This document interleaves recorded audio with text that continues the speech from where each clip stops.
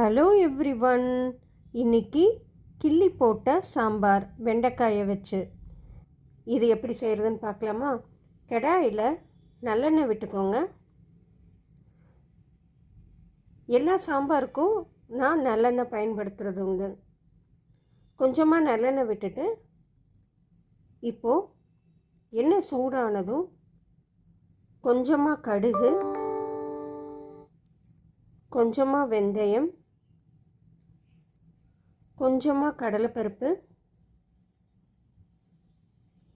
இதெல்லாம் போட்டு நல்லா வதக்கின உடனே, இது கிள்ளி போட்ட சாம்பார்னால் ஒரு 5-6 பச்சை மிளகா, 5-6 வரமிளகா, 2 தக்காளி, கட் பண்ணி வச்சுருக்க வெண்டைக்காய் இதெல்லாம் சேர்த்து நல்லா வதக்கி விட்டுக்கோங்க. வதக்கி விட்டுட்டு இப்போது இதுக்கு தேவையான அளவு மஞ்சள் தூள் அதையும் சேர்த்து நல்லா கலந்து விட்டுட்டு, இப்போது இந்த சாம்பாருக்கு தேவையான அளவு உப்பு அதையும் சேர்த்து நல்லா வதக்கி விட்டுக்கோங்க. வதக்கி விட்டுட்டு புளி, எலுமிச்சம்பழம் அளவு புளியை கரைச்சி வச்சுருக்கேன், அதை நல்லா ஃபில்டர் பண்ணி இப்போது இதில் சேர்த்திக்கலாம். சேர்த்தி கலந்து விட்டுட்டு கொஞ்ச நேரம் கொதிக்கட்டும்.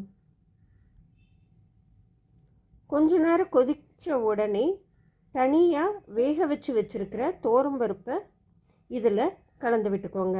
கலந்து விட்டுட்டு நல்லா கொதிக்க விட்டுடுங்க. கொதிக்க விட்டுட்டு சாம்பாருக்கு தேவையான அளவு பெருங்காயத்தூள் அதையும் சேர்த்திக்கோங்க.